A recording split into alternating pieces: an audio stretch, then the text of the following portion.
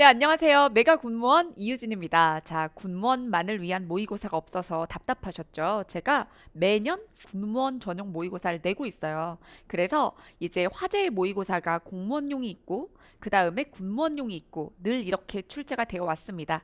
그래서 우리가 작년 것도 군무원 화제의 모의고사가 있어요. 예, 그래서 24년 화제의 모의고사 군무원용과 25년 화제의 모의고사 군무원용은 문제가 겹치지 않습니다. 그러니까 사실 이거 10회밖에 안 된다고 너무 아쉬워하지 마시고요. 나 좀 모의고사 많이 풀고 싶다. 그러면 2024년 군무원 화제의 모의고사와 2025년 군무원 화제의 모의고사 쓰시면 이렇게 20회분이나 준비하실 수 있으니까 충분한 실전 훈련이 되실 거라고 생각을 합니다. 자, 그러면 우리 이제 화제의 모의고사 군무원용 1주 레벨 1, 레벨 2 시작하도록 하겠습니다. 자, 먼저 출제 요소 보실게요. 자, 우리 레벨 1, 레벨 2로 일주일에 이렇게 2회씩 진행을 할 수 있도록 짜놨고요. 그러면 5주 과정이 됩니다. 그래서 레벨 1이 조금 더 좀 평이한 문제로 구성이 되어 있고 레벨 2가 조금 난도가 있다. 이렇게 볼 수 있는데 보시면 1번부터 25번까지 유형이 조금 맞게 되어 있어요. 그래서 레벨 1을 풀고 나서 레벨 2를 풀면 좀 더 자신의 실력이 상승하는 것을 직관적으로 보실 수가 있겠습니다. 자, 그래서 여기에 1번은 고쳐쓰기, 그리고 2번은 화법, 이론, 그 다음에 3번은 고전 운문의 내용. 얘는 어휘, 성어 부분이 병합되어 있고요. 그 다음에 4번은 주제, 5번은 한자어, 그 다음에 6번 현대 운문, 그 다음에 7번 문맥 추론, 8번 구조독해인 배치, 그 다음에 9번 내용 확인 부정 발문, 10번은 어문 규정 중에 표준어 규정이나 표준 발음법 다양하게, 그 다음에 문학에서 현대 산문, 그 다음에 이론 문법의 형태론, 그 다음에 작문의 개요, 그 다음에 화법의 말하기 내용, 그리고 이론 문법의 고전 문법, 그 다음에 16번에 고전 운문의 형식과 내용이 골고루 됐고요. 그 다음에 17번은 전개 방식. 그래서 긍정 발문, 부정 발문 골고루 냈습니다. 그 다음에 18번은 현대산문의 내용이에 어휘, 성어, 병합형과 성어만 따로 물어보는 문제 따로 냈고요. 그 다음에 19번엔 고전 산문, 그 다음에 20번에 일반 초론 긍정 발문, 그 다음에 21번부터 25번에는 이게 군무원 같은 경우는 공무원과 달리 문법 규정, 그리고 지식국어 이런 부분이 있잖아요. 그래서 여기에 마지막에 25번에 보면 비평 이론을 지식국어 부분으로 출제를 했습니다. 자, 그래서 군무원에 맞는 출제 비율로 그리고 여러분들이 충분한 실전을 훈련을 하실 수 있도록 출제를 해놨으니까 잘 따라오시면 됩니다. 자, 그러면 우리 1주 레벨 1 시작해 보도록 할게요. 1회 1번입니다. 자, 공공언어 바로쓰기 원칙. 사실 이건 출제 기조가 전환된 공무원 트렌드에 맞는 문제이긴 해요. 근데 군무원도 원래 장문 쪽에 고쳐쓰기 문제 유형이 나오곤 했죠. 그러니까 이제 공무원의 트렌드 변화를 군무원도 따라갈 수 있기 때문에 보여드리고 있습니다. 자, 그럼 여기 내용을 볼까요? 첫 번째, 시간을 나타내는 말과 서술어의 호응이라고 했어요. 그래서 시제에 맞추어 서술어의 형태를 적절하게 사용하라 라고 얘기를 했고요. 그 다음에 중복의 오류를 삼가라 라고 얘기했어요. 중복 표현을 사용하지 마라 라는 얘기고, 그 다음에 부사어와 연결어미의 관계를 명확하게 표현하라고 이야기를 했고, 그 다음에 어문규범을 지켜라. 도구와 수단을 나타낼 때는 로써, 지휘신분 자격일 땐 로서를 써라 라고 했습니다. 되게 친절하죠? 자, 그러면 내용 볼까요? 1번. 다음 주 월요일이 나의 첫 출근 날이다. 이렇게 얘기할 때 문제가 없어요. 왜? 다음 주 월요일은 미래잖아요. 자, 근데 고친 버전을 보니까 과거 시제를 써버렸네. 그럼 이건 맞는 말을 오히려 틀리게 고친 것입니다. 자, 그래서 적절하지 않은 것을 고르는 것이므로 답안은 1번입니다. 자, 그러면 2번을 볼까요? 따뜻하다 온 중복 표현이죠. 자, 그래서 이건 따뜻한 정이라고 하거나 온정이라고 둘 중에 하나만 쓸 수 있도록 하고요. 그 다음에 만약이라는 부사어는 뭐뭐 한다면 이렇게 이 가정의 연결어미와 연결이 돼야 돼요. 자, 그래서 이렇게 다면과 써야 호응이 맞겠습니다. 자, 그리고 천냥빛을 대신 갚는 거죠. 뭘로? 말을 수단으로 해서. 그러니까 로서가 아니라 뭘 써야 돼? 로서를 써야겠죠. 네. 자, 그럼 2번 가보도록 할게요. 자, 2번입니다. 자, 2번에 화법의 이론 문제입니다. 자, 기억의 발화 맥락과 표현 전략으로 가장 적절한 것은, 자, 요 문제를 풀 때는 자, 이 기억만 읽고 문제를 풀려고 하시면 안 돼요. 왜 기억의 발언을 하게 됐나를 봐야 그래야 발화의 맥락을 알 수 있거든요. 자, 그러면 지문의 내용을 보죠. 1. 며칠 전 영양사 선생님이 잔반 없는 날 참여도가 계속 낮아지고 있다면서 걱정을 하시더라. 참여도를 높일 수 있는 방법을 논의해보자. 그래서 어제 내가 봤는데 식사를 깨끗이 끝낸 친구들이 거의 없더라. 그러자 이제 잔반 없는 날 요즘에 하는지도 몰랐어. 홍보가 안 된 건 아닐까? 라고 이야기를 해요.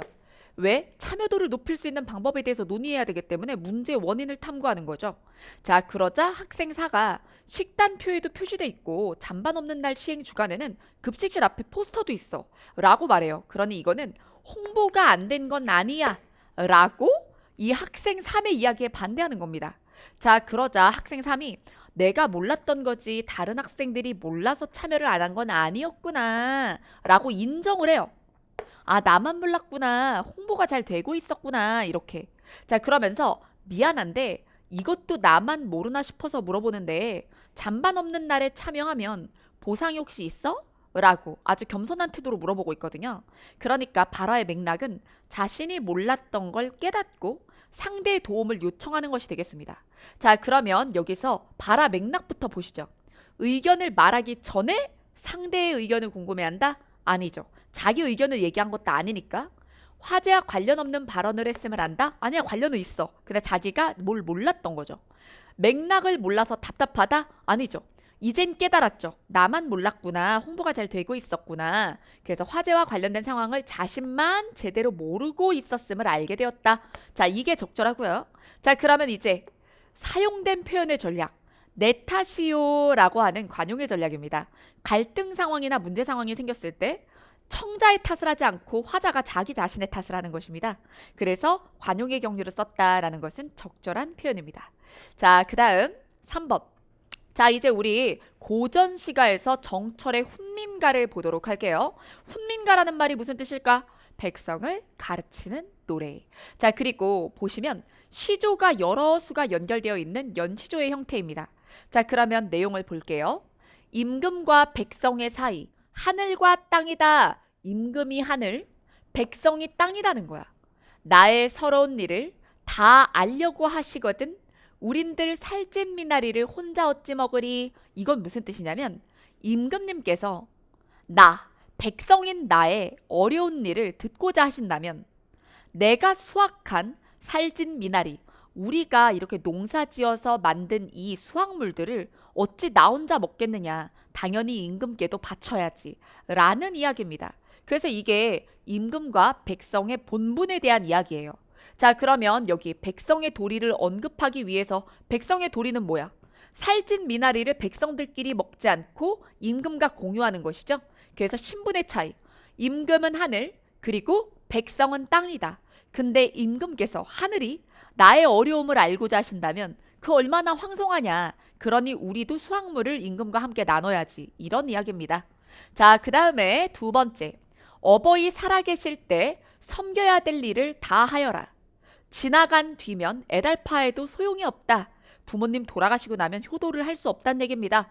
그래서 평생에 고텨. 이게 뭐야? 다시. 평생에 다시는 못할 일이 이뿐인가 하노라. 이게 뭐예요? 어버이 살아계실 때 섬기는 일, 효입니다. 자, 그래서 백성들에게 효를 실천할 걸 권장하고 있어요. 자, 그 다음에 세 번째. 한 몸을 둘로 나누어 부부를 만들었어. 살아있을 때 함께 늙고 죽으면 함께 간다.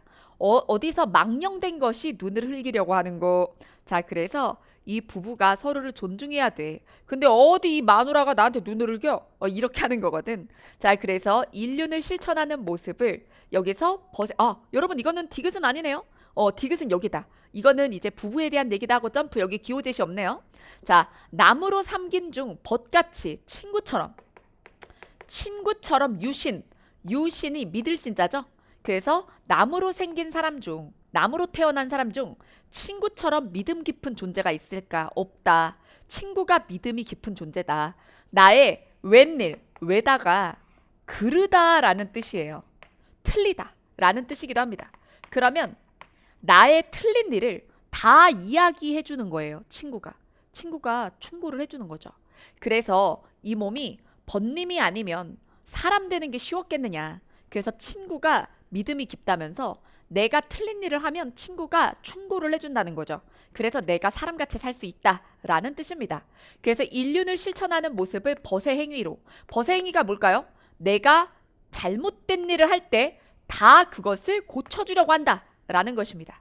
자, 그래서 1번, 2번, 3번 모두 다 맞죠? 자, 그러면 마지막 수.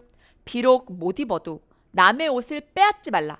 비록 못 먹어도 이 남의 밥을 이렇게 빌어먹지 말라. 그러면서 한 번 때가 타고 나면 다시는 씻기 어려워 라고 했어요. 한 번 때가 실린 뒤에는, 즉 여기서 한 번 부정을 타다, 한 번 비도덕적인 일을 하다, 그러고 나선 넌 다시는 깨끗해지지 못해, 이런 뜻이에요. 그래서 이상적인 상황을 제시하며 치인의 도를 드러낸 게 아니라 한 번 때 탄 후면 이거 이상적이야 부정적이야? 때 타고 나면 이건 부정적인 상황을 제시하는 거죠. 한 번 부정적인 상황으로 가고 나면 다신 돌아오지 못해라고 겁을 주는 거죠. 그래서 항상 깨끗하게 살라고 하는 거예요. 그래서 답안은 4번입니다. 여러분, 이런 고전 시간은 사실 독해가 돼야 되죠, 기본적으로. 그러니까 출제가 될 만한 필수 고전 시간은 미리 알아야 되고요.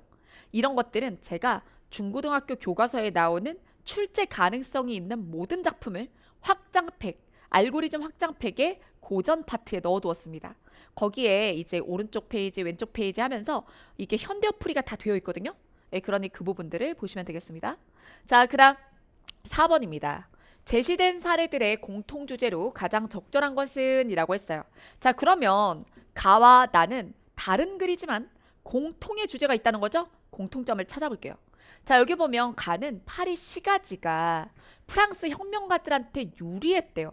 이 길의 구조가 이게 바리케이드도 되고 해가지고 이 시민들이 혁명 과정에서 숨기 좋고, 그리고 이렇게 적은 병력으로 도시를 장악할 수 있게 해줬다는 거죠. 그것 때문에 나폴레옹 3세는 이를 깨닫고 파리의 거리 구조를 변경하기 시작했습니다. 혁명가한테 유리하지 않게 만들었겠죠. 왜? 자신은 지배의 계층이니까요. 그래서 지도자 입장에서는 혁명하기 쉬운, 그렇게 뭔가 굴처럼 되어 있고 미로처럼 되어 있는 길이 좋지가 않은 거예요. 그래서 공간을 활용해서 자신의 통치가 좀 더 원활하게 만들었다, 이런 얘기가 나옵니다. 자, 그 다음에 나를 볼게요. 자, 여기에 보면 다른 요일에 비해 가방 회수 시간이 길지 않은데도 불구하고 월요일 새벽 비행기 승객들의 불만이 유난히 높아. 그래서 이 항공사가 승객들이 수화물 반환소에 도착하는 시점에 짐이 이미 도달해 있도록 이렇게 일부러 월요일 새벽 비행기를 수화물 반환소에서 훨씬 멀리 떨어진 게이트에다가 정차시키기 시작했습니다. 그 결과 불만이 줄어들었대요. 여러분, 이게 사실 승객들한테 좋아진 거예요? 아니야. 사실 가까운 데서 많이 안 걷고 기다리는 게 낫거든? 근데 기다리면서 투덜거리니까 차라리 비행기를 멀리 세우는 거예요. 그러면 막 승객들이 걸어와야 돼. 근데 걷는 동안 짐이 먼저 오거든. 그러니까 승객들은 걷는 동안은 불평을 못 하잖아요. 예. 멀다고 불평을 할 수는 있겠지만 그게 이런 트릭인 거 몰랐겠죠. 자, 그래서 결국에 공간을 의도대로 적절히 활용해서 불만을 줄인 거예요. 자, 그럼 가와 나의 공통점은 공간을 활용한다는 거예요. 자신의 의도대로. 그럼 의도대로 공간을 활용한다를 우리가 찾을 수 있는 거, 공간 얘기 나온 게 1, 3번인데 공간 배치를 통해 질서를 유지하고 통제를 실현한다. 공간의 효율적인 운영으로 이익을 극대화한다. 여기서 이익 극대화라는 면은 둘 다 맞아 보이는데 이게 효율적으로 운영한 게 아니죠, 나는.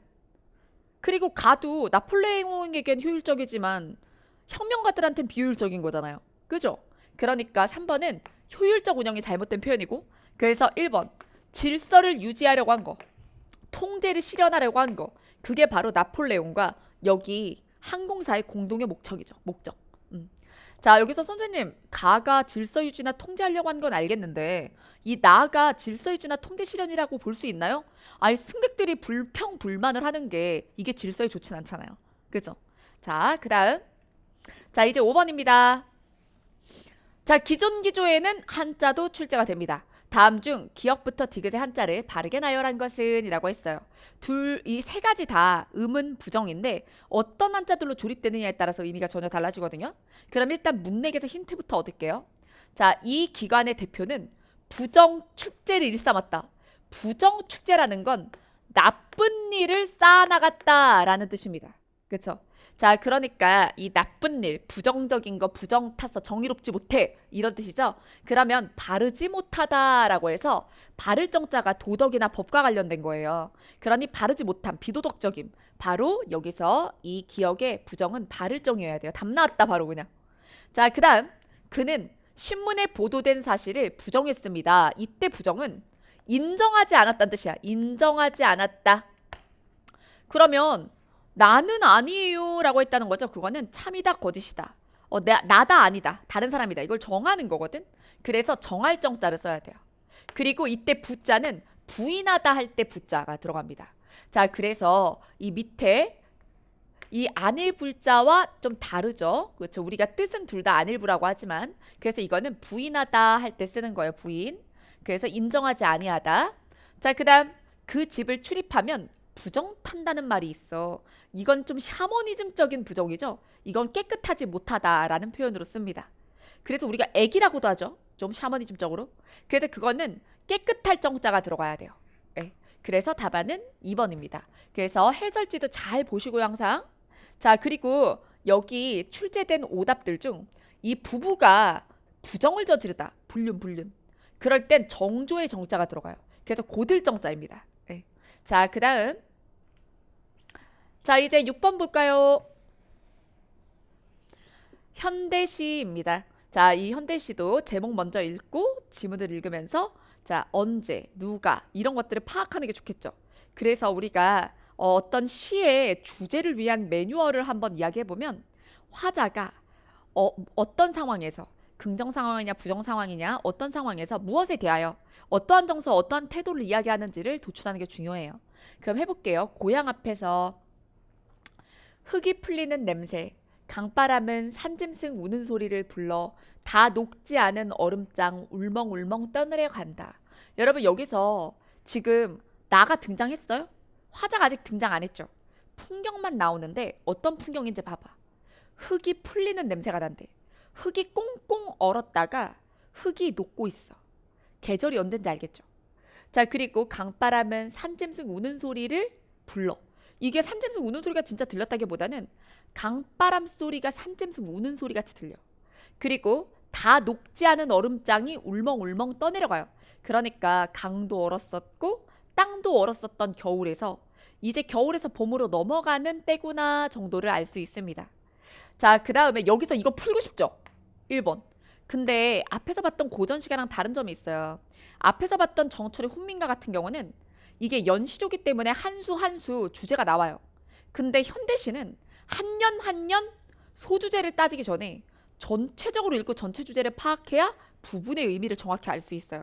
그래서 제가 권하건대 이게 형식에 대한 질문이면 모르겠지만 내용에 대한 질문은 끊어서 푸는 게 아닙니다. 현대시는. 자, 그래서 더 읽어요. 진 종일 나룻가에서 서성거리다가 행인의 손을 쥐면 따뜻하리라. 자, 그래서 나는 나룻가에서 서성거려요. 나룻가에서 서성거리는 사람은 어떤 사람일까요? 떠나려고 하는데 망설이는 사람이나 아니면 지금 누군가를 기다리는 사람이나 이런 사람이죠. 근데 행인의 손을 잡아. 오가는 사람의 손을 잡으면 따뜻할 거래. 나는 행인을 기다려. 근데 내가 특별히 내 손님을 기다리는 게 아니라 왜 행인을 기다린다고 했을까? 뒤를 보시면 고향 가까운 주막에 들러 누구와 함께 지난날의 꿈을 이야기하랴. 여러분, 고향 가까운 주막에 가요. 그러면 누구랑 지난날의 꿈을 이야기하랴? 행인이라도 붙잡고 얘기하고 싶은 거야. 고향에 대해서. 나는 고향으로 갈 수 있는 나루터에서 고향에 가지 못하고 망설이고 있는 거죠. 그러면서 고향에 갔다가 나오는 사람이 있으면 손 붙잡고 고향 얘기를 하고 싶은 거예요.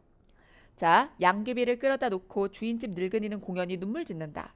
간간히 잔나비 오는 산기슭에는 아직도 무덤 속에 조상이 잠자고 설레는 바람이 가랑잎을 휩쓸어 간다. 여기저기 떠도는 장꾼들이여, 이 사람들이 행인이지? 자, 오가면서 장사하면서 혹시 보셨습니까? 전나무 우거진 마을, 집집마다 누룩을 디디는 소리, 누룩 뜨는 냄새가 나는 내 고향을요. 이 사람은 고향에 직접 가진 못하고 고향의 앞에서 고향 가는 걸 망설이며 사정이 있겠죠. 고향에 대한 소식을 누군가한테 너무나 묻고 싶은 상황입니다. 자, 그럼 1번.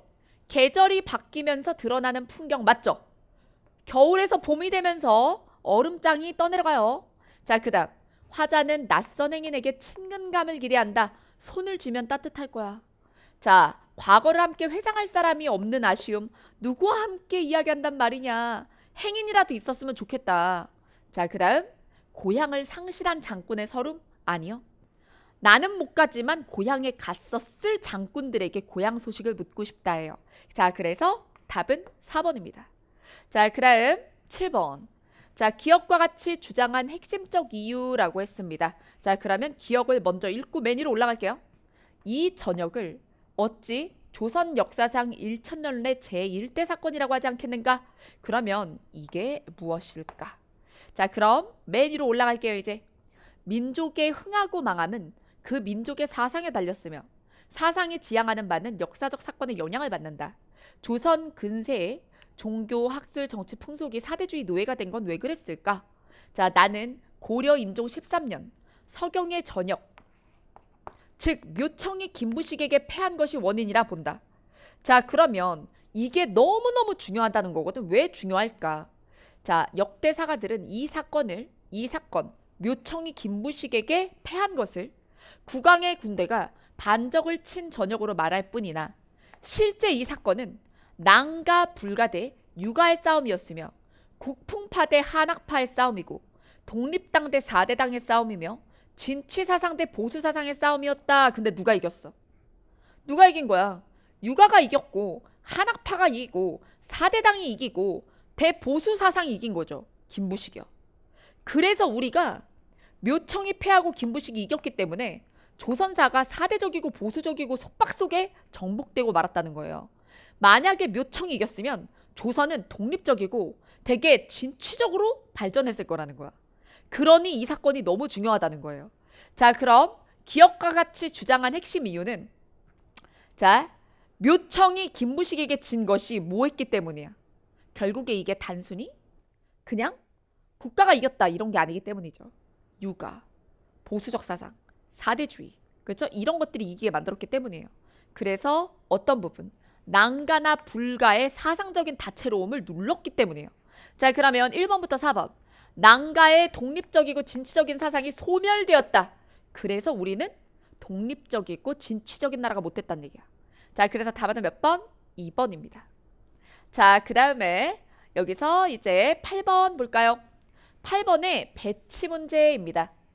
여러분, 배치 문제는 배치해야 될 조각을 먼저 읽어야 되는 경우와 그리고 본문을 먼저 읽어야 되는 두 가지 경우가 있습니다. 이때 배치해야 될 조각을 먼저 읽어야 되는 경우는요. 접속어나 지시어가 앞에 있을 때라고 독해 알고리즘에서 배웠습니다. 자, 그러면 여기 보기에 맨 앞에 지시어 그가 나와 있죠? 그럼 먼저 읽을게요. 자, 그는 범죄자의 기질을 타거나 범죄를 저지를 수밖에 없는 범죄자의 경우에도 초범이라도 무기한 그러면 구금을 해야 된다고 주장했지만 우발적으로 범죄를 저지른 초범일 땐 그땐 수감에 반대했대요. 그러니까 범죄자를 유형 분류를 했네요. 범죄자한테 약간 범죄적 기질을 가지고 태어났냐 우발적이었냐 이렇게 나눠서 약간 형량을 달리하는 것을 주장한 거야 그가. 자, 그러면 지문 읽어볼게요. 범죄학에서 고전주의 범죄학이 뭔지를 얘기했어요. 고전주의 범죄학은 범죄에 비례해서 형벌을 부과하는 거였어. 그러면서 그의 대표적인 베카리아는 이 형벌은 누구나 이해할 수 있는 문서로 만들어진 법으로 규정해야 된다고 했어요. 또한 형벌의 목적은 이렇게 범죄 예방이에요. 자, 그래서 이렇게 확실한 처벌이 이렇게 통일된 처벌이 필요하다고 했어요. 반면에 범죄의 원인을 과학적으로 증명하려고 한 실증주의 범죄학이 있는데 그럼 고전주의 범죄학이랑 다르니까 이분법 체크하고요. 실증주의 범죄학은 범죄의 원인을 생물학적, 심리학적, 사회학적으로 봐. 그게 뭐야? 기질. 생물학적으로 범죄자의 기질을 타고났느냐? 심리학적으로 범죄자의 기질을 타고났느냐? 이런 걸 본다는 거죠. 자, 그래서 이 분야의 창시자인 롬브로소는 범죄 억제를 위해 범죄자들의 개별적인 범죄 기질 나왔네. 이걸 도출해. 그런 다음에 교정, 교화, 치료를 실시해야 된다고 봤어요. 그래서 범죄자들의 유형을 구분합니다. 어떤 애들과 어떤 애들? 기질을 타고난 사람. 우발적인 범죄자. 자, 그래서 어디에 들어가야 될까요? 범죄자의 유형을 나누어서 그래서 이러한 생각은 이후에 집행유예 제도의 이론적 기초가 됩니다. 우발적 범죄는 집행유예를 주는 거죠. 자, 그래서 답은 4번입니다. 자, 그 다음 9번. 자, 9번에 인지심리학의 주장으로 적절하지 않은 것은 이라고 했어요. 자, 그러면 지문에서 인지심리학을 정리하고 이에 부합하지 않는 것을 골라주시면 되겠습니다. 내용을 볼게요. 인지심리학은 인간이 지식을 생성하고 활용하는 인지과정을 다룹니다. 인지과정은 두뇌의 물리적인 특성에 의해 기능합니다. 자, 그래서 여기 밑줄. 그렇게 가능한 것이므로 이 인지심리학은 물리학, 생물학, 생리학처럼 이렇게 실험, 가설 검증을 사용하죠. 자, 인간은 일상생활에서 대상을 인식, 기억하고 문제를 해결하는 등 여러 가지 행위를 하는데 이런 모든 것, 이런 거, 대상 인식, 기억, 문제점 해결 이런 모든 행위가 어떤 형태로든 암과 관련이 있어요. 암. 인지심리학은 인간이 자기 세상과 세상에 대한 각종 정보를 어떻게 얻는지 그리고 이 단편적인 정보들을 어떻게 조직화된 지식으로 변환하여 저장을 하는지 그리고 또 그 지식이 우리 사고 행동을 결정짓는데 어떻게 쓰이는지를 다루는 알매 범주예요. 여러분 요약하는 거 보이시죠? 다 기억할 수 없으니까. 자, 그런데 우리가 알을 다룰 때 실제 대상을 가져오는 건 아니고 실제 대상을 어떤 상징이나 다른 형태로 추상화해서 표상이라고 해서 가져와요. 자, 그럼 이 정도 읽었죠? 그러면 선지로 가서 기억이 안 나는 부분만 되읽기를 하는 거예요. 1번. 인간의 각종 생활은 암과 관련이 있다. 모든 것이 어떤 형태로든 암과 관련이 있다. 맞죠? 그 다음 인간은 실물 자체가 아닌 표상으로 실제 대상을 그대로 떠올리는 게 아니다. 표상으로 대상을 떠올립니다. 그 다음 인간이 지식을 생성하고 활용하는 과정은 우리 두뇌의 물리적인 특성과 연관이 있다. 자, 그러면 다 참 찾았고요. 참을 찾지 못한 거 4번입니다. 그럼 얘는 뭐가 틀렸나 볼게요. 인간은 환경과 자신에 대한 탐구를 통해 얻은 지식을 단편적으로 주장하나요? 아니죠. 단편적이라는 말은 정보 자체를 수식하고요. 단편적인 정보들이 어떻게 조직화된 지식으로 변환되어 저장되는지. 그러면 단편적인 정보들이 조직화돼서 저장이 돼요. 그래서 단편적으로 저장하는 게 아니야. 정보는 단편적이지만 조직화해서 저장해. 이해되셨죠? 그래서 4번이 틀린 거예요. 네, 10번입니다. 자, 이거는 표준어 규정이에요. 암기할 수밖에 없어요. 자, 그리고 이런 것들 확장팩에 알고리즘에 있는 것만 하시면 돼요. 자, 마을과 마실은 복수 표준어죠. 쓸 때 용도는 좀 차이가 있지만 둘 다 표준어인 게 맞습니다. 그 다음에 원래 주책 없다, 주책이다. 둘 중 하나만 인정했다가 이제 둘 다 인정하고요. 그 외의 형태도 인정하는데 주책스럽다. 주책 맞다도 됩니다. 네 가지 다 기억하세요. 그 다음에 독인객인이라는 말은 있지만 도찐개찐은 없습니다. 그게 그거야 라고 얘기할 때 독에 걸린 뭐에 도나 개나 이렇게 얘기하잖아요. 그래서 그것을 독인객인이라고 합니다. 자, 그 다음에 까다롭다와 까탈스럽다 이제 복수 표준어입니다. 자, 그 다음 이제 11번 볼게요. 다음 소설의 시점이 가진 한계로 볼 수 없는 것은 이라고 했어요. 자, 그러면 이 소설의 시점부터 파악해야겠죠. 시점은 원래 1인칭과 3인칭으로 나뉘는데요. 자, 여기서 서술자가 작품 속에 있는 인물이다. 그럼 1인칭. 그 다음에 서술자가 작품 바깥에 있다. 그럼 3인칭이라고 합니다. 그 다음에 1인칭 중에서도 서술자가 주인공이다. 갈등의 주인공이다. 그러면 1인칭 주인공 시점. 그 다음에 서술자가 갈등을 겪고 있는 주인공을 바라보고 있어. 그래서 관찰해서 얘기를 해줘. 그러면 1인칭 관찰자라고 해요. 그 다음에 3인칭 중에서 자, 이 서술자가 작품 바깥에 있는데 이 인물들의 마음을 다 알고 사건의 의미도 알고 어떻게 될지도 알고 평가도 하고 그러면 전지전능한 작가, 전지적 작가 시점이에요. 작품에서는 작가가 신이잖아. 모든 걸 안다라는 뜻이에요. 근데 추리물 같은 거 생각해보면 작가인데 모르는 척해. 작가 관찰자 시점이 있어. 그래서 알아도 안 알려줘. 모르는 척해. 이렇게 나뉘어요. 자, 그러면 여기서 확인을 해볼까요? 여기 나라는 표현이 나옵니다. 이게 사랑손님과 어머니인데 오키가 서술자예요. 그래서 여기에 아저씨와 엄마의 사랑을 보고 있는 거죠. 아이가. 그래서 나라고 했으니까 1인칭이고요. 그리고 갈등의 당사자가 아니라 갈등은 엄마와 아저씨가 관습과 갈등하는 거죠. 이 연인이 세상의 편견과 갈등하는 거거든요. 그래서 1인칭 관찰자 시점이에요. 자, 그래서 여기 보면 그 특징이 자, 여기서 엄마와 아저씨 사이에서 심부름을 하거든요. 이거 손수건만 갖다 드리고 바로 와 라고 했어요. 근데 손수건 속에 종이가 있는 것처럼 생각됐대요. 종이가 있어요. 자, 근데 펴보지 않고 아저씨에게 주었습니다. 아저씨가 손수건을 봤는데 얼굴이 파래졌습니다. 자, 나는 어째 이상한 기분이 들었어요. 그래서 안방으로 왔죠. 그리고 어머니는 가만히 있더군요. 자, 이윽고 어머니는 조용히 풍금을 치십니다. 구슬퍼요. 자, 이거는 영문을 모르는 거야. 사실 엄마가 아저씨한테 이제 떠나주세요. 내 마음 그만 흔들고 안녕. 이런 걸 써서 줬겠죠. 이거 우리가 추론해야 되는 거야. 왜 오키는 사정을 몰라요? 그래서 이건 1인칭 관찰자 시점이고요. 그 시점이 가진 한계는 정확한 사건에 대한 명백한 정보는 없다는 거예요. 하지만 그렇기 때문에 신비롭고 그렇기 때문에 우리의 상상력을 자극한다는 장점이 있어요. 자, 그래서 독자의 상상을 방해하지 않아요. 오히려 상상을 해야 되죠. 그 손수건 안엔 정말 편지가 들어있었을까? 이 엄마는 뭐라고 썼을까? 이런 생각을 하게 되니까요. 자, 그 다음 12번입니다.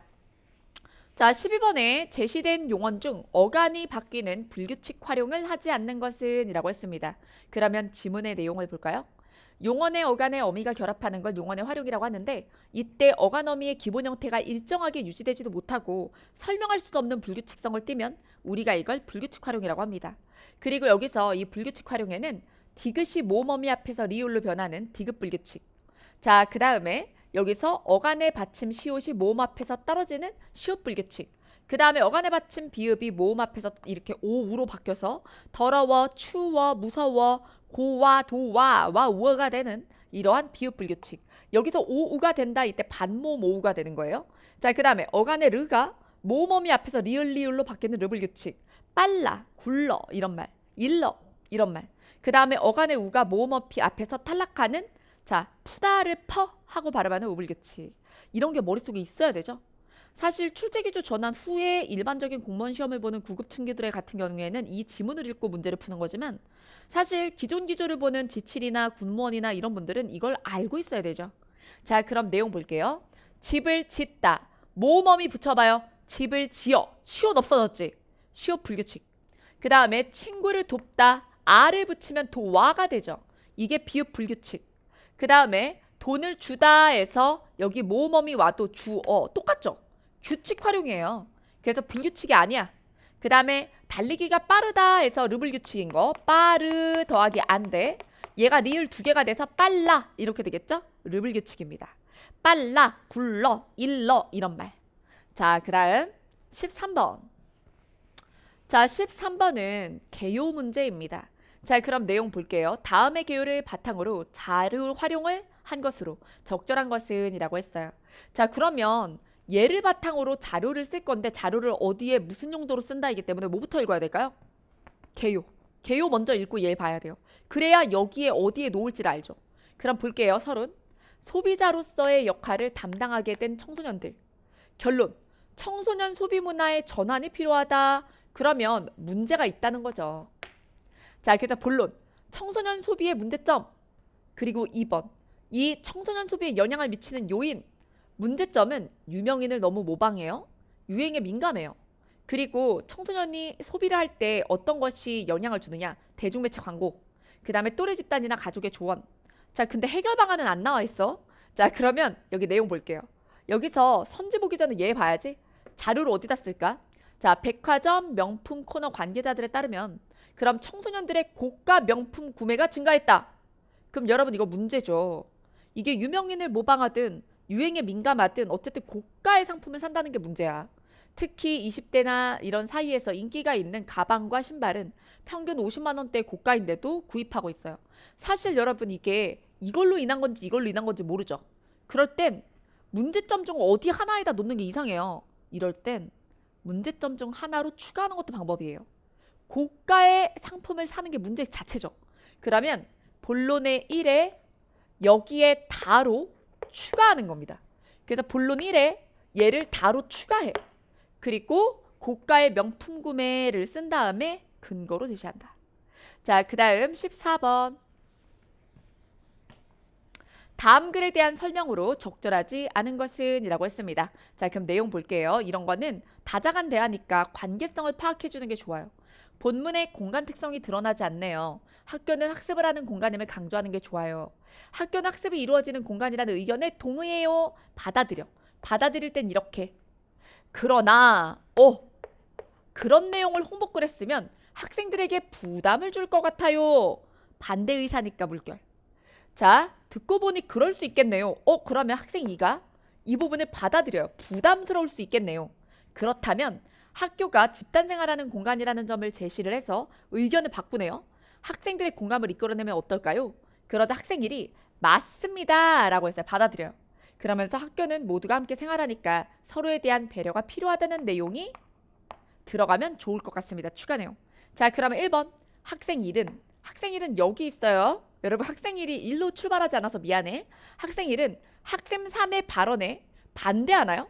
여러분 학생 3이 뭐라 그랬어요? 이 학습이 이루어진다고 하면 부담을 줄 것 같았어. 그러니까 함께 생활한다 위주로 얘기하게 된 거죠.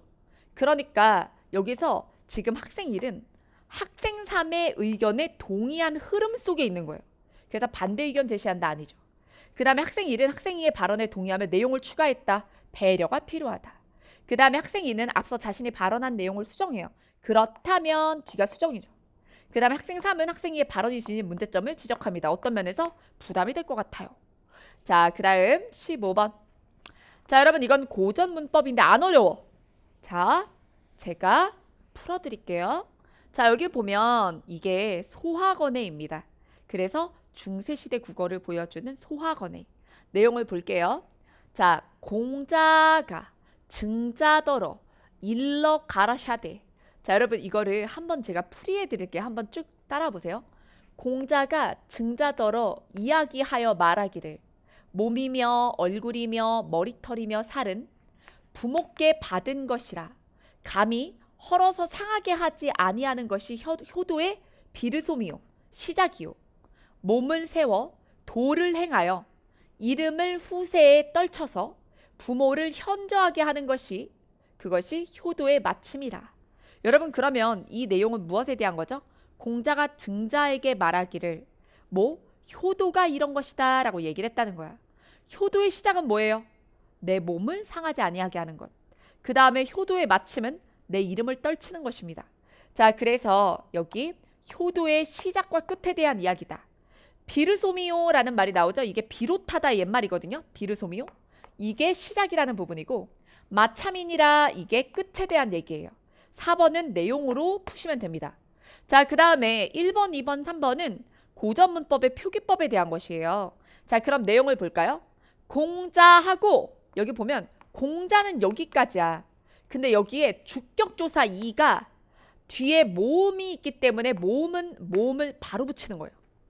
그래서 공자가입니다. 근데 지금은 가를 쓰지만 이때 당시에는 주격조사로는 이 혹은 안씀 이렇게 세 개만 있었어요. 가가 없었어. 그래서 이렇게 공자가 얘가 가의 역할이야. 자, 그 다음에 니은과 미음은 이어적기 하였다. 이어적기는 연음대로 쓰는 거거든요. 근데 니은을 보면 여기서 것이라 라고 되어 있죠. 이거는 것이라인데 여기 이 자리가 비었죠. 그러면 시옷이 뒤로 넘어간 거야.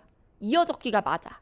근데 여기서 미음 같은 경우는 마참이니라. 미음이 뒤로 안 넘어갔죠. 마참의 마침이란 뜻이에요. 미음이 뒤로 안 넘어갔죠. 끊어적기예요. 자, 그래서 끊어적기 했어요. 미음은. 그 다음에 디귿과 리을은 을를 목적격 조사 현대와 같습니다. 자, 그 다음 16번 볼게요. 다음 시에 대한 설명으로 가장 적절한 것은 이라고 했고 채치원의 한시 추야우중입니다. 여러분 사실 이거 한자로 나올 수도 있어요. 제가 한자로 나올 수도 있는 5개의 작품을 얘기해 드렸는데 확장팩에서 기억나십니까? 자, 구지가, 황조가, 공무도화가, 송인, 추야우중. 왜 이 5개가 한자로 나올 수 있는지도 아세요?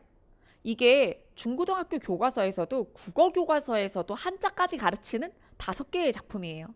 그래서 현대어풀이 없이 한자만 줘도 문제를 풀 수 있어야 되고 예전 기출에 한자만 제시된 적이 있습니다. 자, 그럼 추야우중 볼게요. 가을바람에 괴롭게 읊조리나 세상에 내 마음을 알아주는 사람이 없습니다.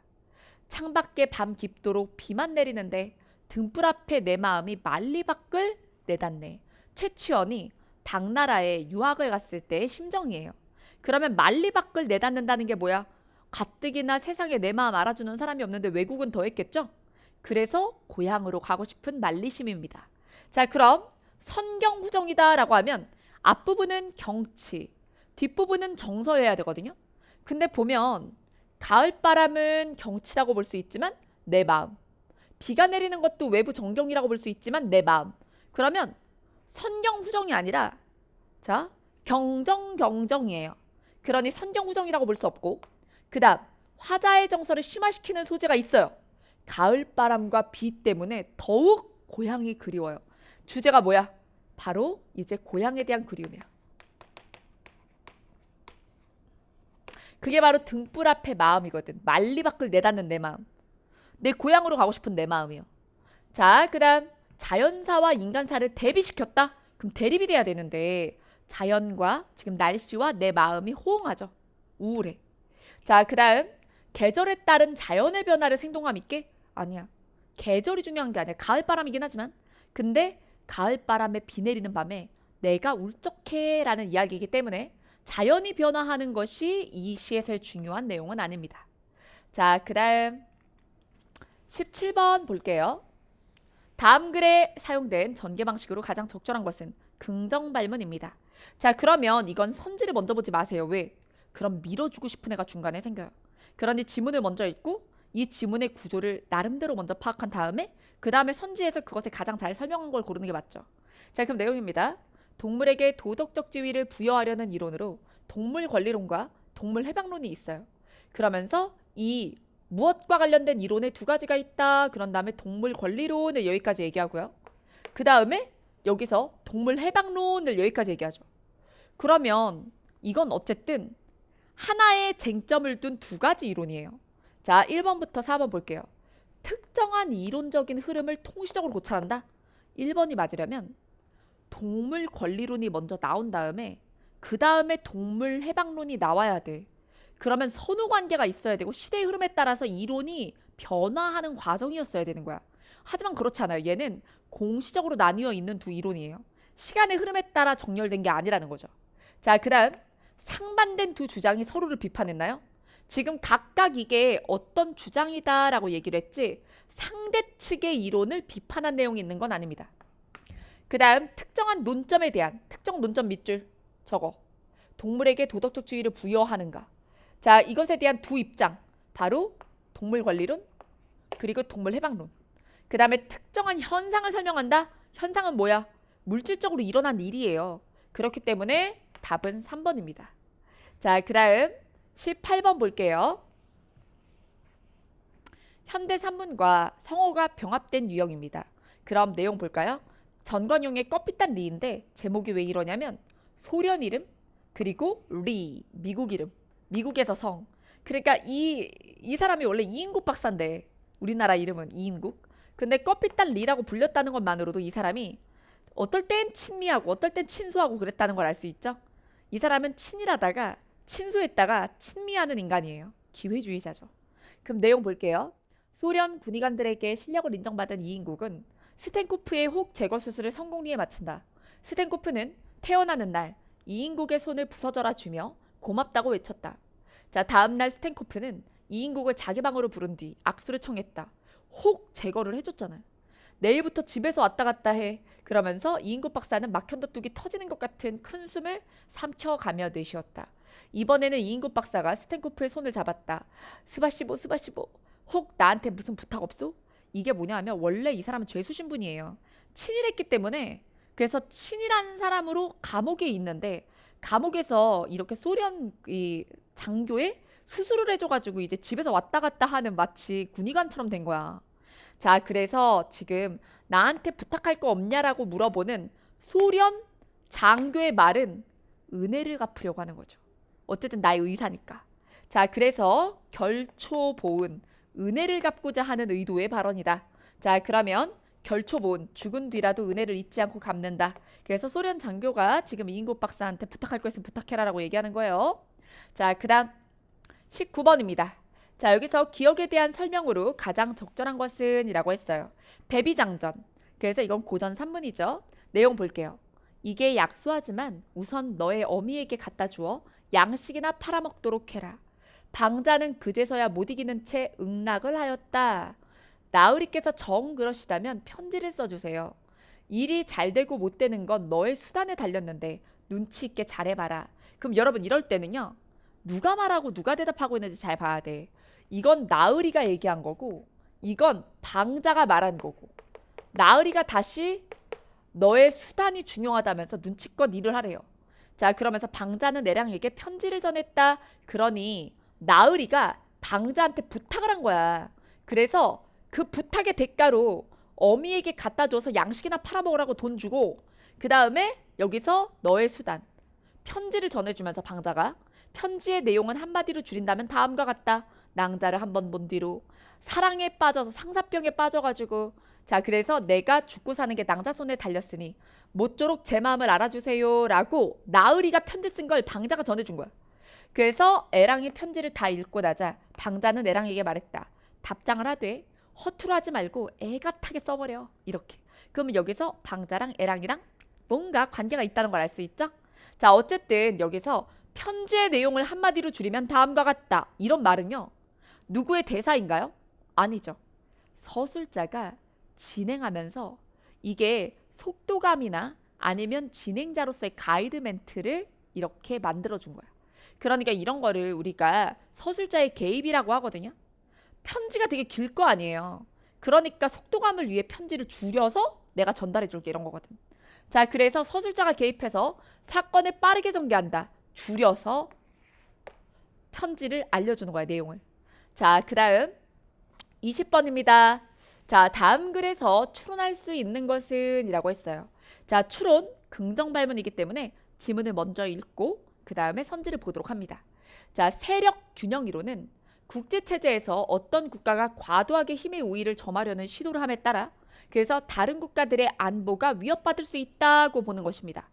자, 이처럼 압도적인 국력과 군사력을 지니고 국제체제의 질서를 주도하는 국가를 패권국이라고 합니다. 그러면 이 어떤 국가가 패권국이 되는 거죠. 자, 그때 패권국은 동일한 시기에 여러 국가가 존재할 수도 있고요.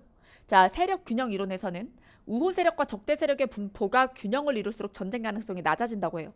힘이 너무 치우치면 안 된다는 거죠. 자, 그래서 패권국이 아닌 국가들은 패권국에 맞서서 동맹을 유지해야 저 패권국이 전쟁을 일으키지 않을 수 있죠. 자, 그래서 이 동맹으로 우호 세력을 만들어서 특정 국가가 패권을 추구하는 것을 좌절시키고 균형을 유지해서 전쟁을 막으려고 든다는 거예요. 자, 여기까지. 정지. 자, 여기 더 읽기 어려워요. 좀 긴장 상태니까. 그럼 가볼게요. 세력 전이로는 아직 우리가 못 봤죠. 이건 이따가 보자. 점프. 산업화로 인해 국력순위 변동 가능성이 커졌나. 우리 아직 못 읽었죠. 산업화가 어떤 변화를 일으켰는지 이따 봅시다. 3번. 패권국은 다른 국가들에 비해 우월한 군사력과 국력을 보유한 유일한 국가인가요? 지금 패권국에 대해서 설명은 맞는데 여러 국가가 존재할 수 있다며. 그러니까 유일한이 틀렸지. 그 다음 세력 전이 이론 아직 안 봤죠? 그럼 나머지 읽고 마무리할게요. 자, 여기서 이와 같은 세력 균형 이론은 산업화 이전에 발생한 전쟁을 설명하는 데 충분했다. 하지만 산업혁명 이후에 달라졌겠지? 그러면서 국력 변동에 가장 많은 영향을 미치는 게 경제력. 그래서 그 결과 탄생한 게 세력 전이 이론. 그러면서 국력 순위가 자주 변동된다라는 예가 나와요. 그러면서 쇠퇴하기 쉽다 그랬죠, 패권국이. 그래서 2번이 참이다. 자, 그러면 1번 볼까요? 세력 균형 이론과 달리 국가 간 동맹관계의 중요성. 여기도 동맹관계가 중요한데 둘 다 중요하죠. 전쟁이 안 나게 하려면 중요하고 얘는 경제적 이익에 근거한 동맹관계가 중요하고 둘 다 중요해요, 동맹은. 그 다음 농업경제를 바탕으로 한 국가 간의 관계. 여러분 세력 전이 이론은 산업혁명 후잖아요. 농업은 뭐야? 예전이지. 산업혁명 전이지. 자, 그래서 우리가 답안 2번인 걸 확신할 수 있습니다. 네, 21번입니다. 21번. 보기에 제시된 내용의 예시로 가장 적절한 것은 이라고 했어요. 그럼 보기 보면 언어는 서로 다른 개별적이고 구체적인 여러 대상에서 공통된 속성을 뽑아내다 추출하다 추상성. 자, 그렇게 해서 말과 소리를 연결하여 표현할 수 있다. 이걸 추상성이라고 해요. 자, 그러면 1번부터 4번에서 공통적 의미를 뽑아내는 것을 찾아주면 되겠습니다. 자, 말과 소, 사자, 호랑이는 동물이라는 공통 속성이 있죠. 답은 4번이고 나머지는 언어의 다른 특성인데요. 자, 과거에 하다라는 표현이 많다, 크다라는 뜻이었다는 건 지금과는 의미가 다르다는 거죠. 그래서 말은 의미가 변한다라는 건 시대와 사회의 변화의 흐름을 타는 것이기 때문에 언어의 역사성이라고 하고요. 다른 이름으로는 언어의 가역성, 변화할 수 있다, 가변성이라고도 해요. 자, 그 다음 2번. 얼굴은 눈, 코, 입, 이마, 뺨, 턱으로 이루어져 있다. 원래 얼굴은 이어져 있어요. 근데 말로 쪼개는 거거든요. 그러니까 쪼갤 수 없는 것을 쪼갤 수 있는 능력, 분절성이라고 합니다. 그래서 언어의 분절성, 다른 이름으로 불연속성이라고 돼요. 그 다음, 우리는 언어를 통해 겪지하는 것도 상상해서 말할 수 있다. 이건 언어의 개방성, 창조성이라고 합니다. 거짓말도 하죠. 유니콘, 천사, 악마 겪지 못해도 우리가 다 배우죠. 말할 수 있고. 자, 그 다음 22번. 최소 대립상의 예시로 적절하지 않은 것은 이라고 했습니다. 내용 볼게요. 의문은 단어의 뜻을 구분해주는 최소의 단위이다. 어떤 소리가 의문인지 파악하려면 최소 대립상을 찾아보면 된다. 최소 대립상은 동일한 자리에 오는 한 개의 의문 차이로 그 뜻이 구별되는 단어의 쌍이다. 자, 이때 각 단어를 구성하는 의문의 수는 같아야만 한다. 그럼 여러분 여기서 머리, 허리는 미음과 희음만 다르니 최소 대립상이 맞아요. 그 다음에 고을과 노을은 니은, 기역 니은. 그러니까 최소 대립상이 맞아. 산과 선은 아, 어만 다르니까 최소 대립상이 맞아. 선생님, 소리와 오리도 이응, 저기 시옷과 이응만 다르지 않나요? 여러분, 여기 조건. 의문의 수는 같아야 한다라고 했는데 초성의 이응은 의문이 아니에요. 그래서 소리는 하나, 둘, 셋, 넷. 의문이 4개. 그리고 오리는 하나, 둘, 셋. 3개예요. 그러니까 의문의 개수가 달라서 최소 대립상의 관계의 단어라고 할 수가 없어요. 그래서 답은 2번입니다. 자, 그 다음에 23번. 보기를 참고할 때 표준어끼리 바르게 묶인 것은 이라고 했습니다. 여러분, 장이와 쟁이라는 말은 이렇게 두 가지가 있는데 용도가 좀 달라요. 물질적인 것을 다루는 기술자는 장이, 사람인데 어떤 습관이나 재주 혹은 직업을 좀 비하한 말일 땐 쟁이를 써요. 그리고 아예 사람이 아닐 때는 쟁이를 씁니다. 자, 예를 들어 우리가 버드나무를 사용해가지고 가구나 뭔가 어떤 도구 같은 것들을 만들면 우리가 유기장이라고 해요. 그리고 우리가 쇠를 다루는 사람을 대장장이라고 하죠. 예, 이렇게. 그래서 우리가 어떤 기능을 가진 사람을 장이라고 부르는 반면 뭐 예를 들어 멋쟁이, 그 다음에 또 욕심쟁이, 이런 식으로 어떤 성격을 가진 자, 습관이나 재주를 가진 자, 그럼 쟁이라고 하거든요. 예, 근데 우리가 소금쟁이, 이거 곤충인 거 아시죠? 그 다음에 골목을 이야기하는 골목쟁이, 발모가지를 이야기하는 발목쟁이, 이렇게 사람이 아닌 것을 얘기할 땐 또 쟁이를 쓰는 거예요. 자, 그러면 한번 보죠. 관상을 보는 사람, 여러분 이거는요. 물질을 다루는 대장장이나 유기장이랑은 달라요. 이것도 물론 관상을 보는 것도 뭐야? 직업인 것처럼 느껴지겠지만 재주로 봐, 재주. 그래서 침을 놓다 침쟁이, 그리고 점을 보다 점쟁이, 관상쟁이, 쟁이라고 써요. 그래서 장이가 아니라 쟁이. 근데 땜을 때우는 건 땜장이에요. 그 다음에 개구쟁이 성격, 간판쟁이. 자, 그래서 간판쟁이라거나 이렇게 작가를 글쟁이라고 하거나 그러면 조금 낮춰서 말하는 거야. 그래서 어떤 직업을 비하할 때 이렇게 쓰는 거죠. 그 다음에 담쟁이 넝쿨. 여러분 이것도 사람 아니죠? 식물이잖아. 그래서 사람 아닌 것들은 쟁이로 가요. 소금쟁이 곤충. 중매쟁이 이것도 재주로 봐요. 골목쟁이도 요거는 골목의 어떤 위치. 자, 그래서 이렇게 사람이 아닌 것들은 쟁이로 쓴다는 거 알아두세요. 자, 그 다음 24번. 로마자 표기법입니다. 자, 로마자 표기법에 대한 설명으로 옳지 않은 것은 이라고 했어요. 학여울은 발음할 때 어떻게 되느냐면 니은 첨가 후 비음화 때문에 학여울이라고 해요. 학여울역이야. 하겨울역이 아니라 학여울역이야.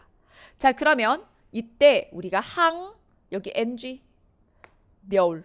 그래서 여기 니은 첨가와 이응을 이렇게 그대로 니은 첨가랑 비음화를 반영해서 로마자를 써야 돼요. 자, 그 다음에 구지는 구개음화가 일어나거든요. 구개음화를 반영해서 죄의 써줘야 돼요. 자, 그 다음에 해운대는 두 가지로 쓸 수 있어요. 자, 이렇게 하은대라고 부를까봐 해운대로 이렇게 붙임표를 넣어줄 수도 있고요. 붙임표를 생략할 수도 있어요. 둘 다 돼요.